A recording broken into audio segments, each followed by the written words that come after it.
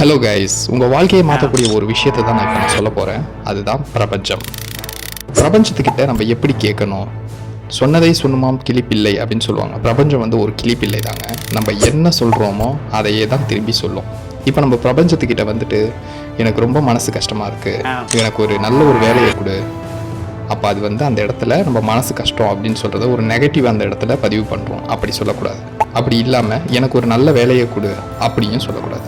ஆனால் இதை எப்படி நம்ம பிரபஞ்சத்துக்கிட்ட நம்ம கேட்கணும் அப்படின்னு பார்த்தீங்கன்னா, எனக்கு நல்ல வேலை கிடச்சிடுச்சு, எனக்கு நல்ல ஒரு மனைவி கிடச்சிட்டாங்க, நான் செல்வந்தனாக ஆகிட்டேன் நீங்கள் சொல்லணும்.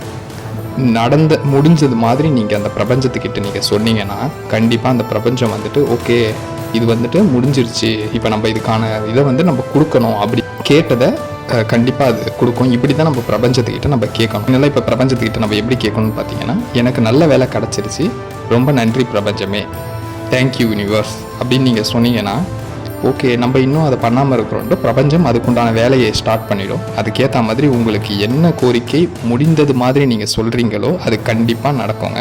100% இது வந்து நடக்கும். இந்த மாதிரி நிறைய பேருக்கு இந்த மாதிரி விஷயங்கள் நடந்து இருக்குது. அதை வச்சு தான் நான் உங்களுக்கு எல்லாருக்குமே சொல்கிறேன். இந்த மாதிரி ட்ரை பண்ணுங்கள், கண்டிப்பாக உங்கள் வாழ்க்கை வந்து மென்மேலும் உயரும். ஓம் நம சிவாய.